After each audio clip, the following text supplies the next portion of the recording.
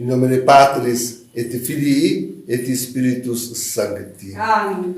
Estamos hoje, então, na sexta-feira, não, no sábado da 60ª, da semana da 60ª, celebrando a festa da Cátedra de Pedro. E, bom, hoje, mais do que nunca, é ocasião de refletir sobre aquilo que está acontecendo.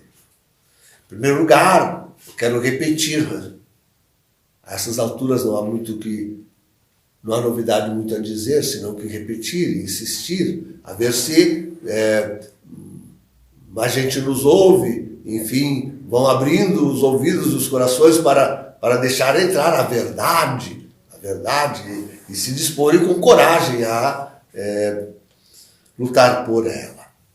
Mas, como digo, graças a Deus, assim, temos que dar graças a Deus que o antipapa Francisco já o conclave foi inválido. De forma a devermos dizer com toda a segurança e tranquilidade que, de fato, ele não foi nem por um único segundo, jamais foi Papa da Igreja Católica. Não consta da lista dos papas católicos. Ele é um antipapa. Quanto à invalidade da eleição, queridos, nós já temos, a essas alturas, são 7 anos, né? Praticamente 7 anos. Nós já temos aí prova plena, como se diz em direito. Prova plena, porque temos mais de uma testemunha. Mais de uma testemunha. Até para não dizer que temos a própria confissão. Porque o próprio Bergoglio, mais de uma vez, referiu que, e deixou por atos e por palavras dito que realmente foi alçado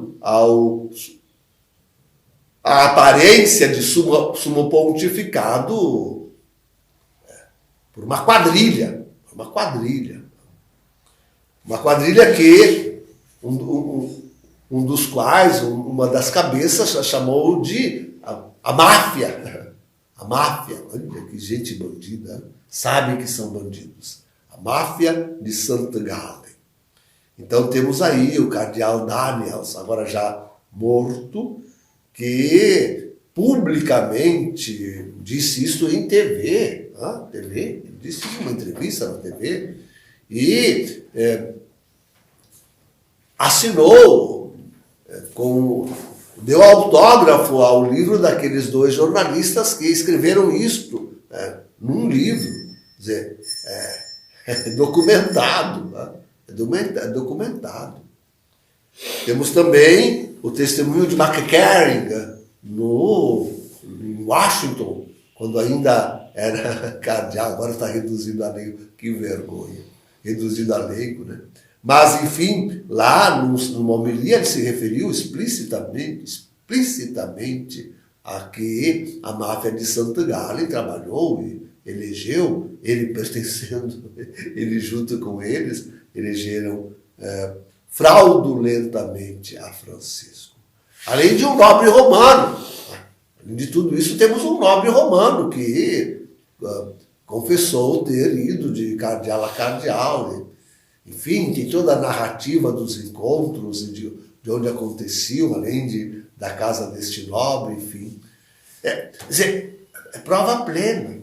Além de ser de conhecimento público, a existência da máfia de St. Gallen, de conhecimento público. Isso é dito e confessado por um dos seus criadores, também já falecido, o cardeal Martini, então arcebispo de Milão, que era inimigo fidagal de João Paulo II, já naquela época, coisa bem de longe, né? De longe. Se sabe, isso é histórico, quanto de fato a máfia de St. Gallen, já no conclave que elegeu Bento XVI estava lá trabalhando pela eleição de Bergoglio, que foi o segundo, já naquela ocasião. Né? Quer dizer, as provas são evidentes. Tem outras coisitas mais que aconteceram nesse conclave, né? Tem outras coisitas mais. A dizer que Bergoglio foi eleito na quinta eleição do dia. Não, só pode, segundo a lei canônica, só pode haver 4. Enfim, né? Tem tantas outras. Tem mais coisas ainda. Então, de fato, deve-se dizer a toda a força de direito, né? Com a plenitude de provas de que o conclave foi inválido, nulo. Isso para não falar de que elegeram um herege, um cismático.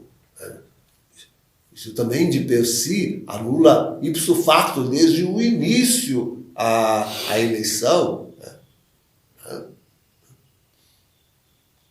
E no primeiro gesto, na primeira palavra herética deste eleito, bom, se dá como notável para todos que não é Papa. Então, não temos nos cansado de nos gloriamos disto, de que a Santa Igreja conservou ilibada, sim, com todos os percalços na história, porque Francisco não é o primeiro Papa eleito invalidamente, não é o primeiro antipapa, já tivemos 37 outros antes dele. Isso não é novidade na Igreja, não é o primeiro, embora seja o último, não é o primeiro. Mas daqueles que verdadeiramente foram legitimamente eleitos e papas, nós podemos dizer que temos aí um contínuo ensinamento da Igreja coerente, verdadeiro, válido, um magistério autêntico até Bento XVI. Quando se diz até Bento XVI, se está dizendo que até ao ato da sua renúncia, quando saiu do magistério petrino, ali se encerrou o magistério da Igreja.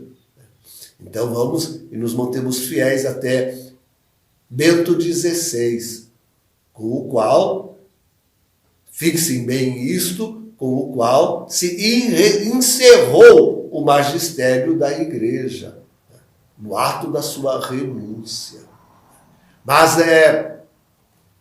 podemos gloriar-nos realmente desta palavra que Jesus nos deixou. E sobre esta pedra edificarei a minha igreja. De fato, todos estes séculos, tinha que acontecer esse desvio ao final. Claro que nos colheu de surpresa. Ninguém de nós esperava. Os católicos, os católicos nenhum de nós esperávamos. Colheu-nos a todos de surpresa. Eu mesmo custei a aceitar, a entender e a aceitar. Custei. Só fui, claro que desde o primeiro, como digo, desde a primeira heresia, a gente já, mas eu só fui realmente colocar a sério a dúvida sobre a eleição, sobre a validade do pontificado de Francisco, com a sua primeira exortação apostólica, onde ele declarou ali a sua intenção de destruição do papado e da Igreja, que a estas alturas já fez. O cisma, insisto em dizer isso e todos precisam concordar, o cisma já está documentado desde Amoris Laetitia. E ficaram na contra-igreja desde Bento XVI até cardeais, bispos, padres, estão todos na contra-igreja. Não é culpa nossa, não é culpa minha que eles estejam na contra-igreja. Inclusive Bento XVI tem permanecido na contra-igreja. O que fazer? se eles não querem enxergar. Não, tudo bem que até aí Amores e Letícia não vissem, mas depois daquilo, grandes teólogos, doutores, depois de 6 anos, completando agora 7 anos, recebendo a querida Amazônia nas mãos, lendo a querida Amazônia, para falar dessa última, né? Ainda não se convencem que estão diante de um antipapa que é o falso profeta apocalíptico? Ah, bom, então fiquem na contra-igreja. Fiquem, querem ficar? Fiquem na contra-igreja. Mas lá não é mais a igreja católica. Lá já não é mais. Estão todos excomungados. Todos excomungados, desde Bento XVI até o último padre leigo que continua teimosamente unido a Francisco. Estão todos excomungados na contra-igreja. Diga-se isso com todas as letras e claramente. Diga-se isso. Mas a igreja e o seu o papado seguem incólumes, né? Conforme a promessa de Jesus, até ao final do pontificado de Bento XVI, que renunciou, ao que tudo indica. Vejam que aqui a gente coloca uma dúvida, ao que tudo indica validamente, tá? Validamente, ao que tudo indica. Então, sim, nos gloriamos disto, de que o pontificado ensinou magistralmente, manteve, lutou pela fé católica, né? Pela unidade da igreja, porque são esses os pontos que fazem a Sé Apostólica, a cadeira de Pedro, é feita por esses pontos, pela unidade, pela caridade, pela verdade. Tá? Unidade, caridade, verdade. Unidade na caridade e na verdade. Tá? Unidade na caridade e na verdade. Aliás, na verdade e na caridade. Põe-se a verdade primeiro. Então, louvamos, bendizemos a Deus. E fazemos isso justamente reconhecendo que tudo, para se cumprir, para que se cumprissem as Escrituras precisam se cumprir, devemos dizer que tudo isto, infelizmente, agora nos sustém ainda, com certeza, mas é presente em nós somente. Na contra-igreja isso já não é mais presente. Na falsa igreja, naquela que só mantém a aparência de catolicidade, ali já não se mantém mais a verdadeira cátedra de Pedro. Não se mantém mais, não está. Graças a Deus que esse homem sequer se senta naquela que foi a cátedra de Pedro. Sequer se senta. Mas não se mantém mais, não se mantém mais.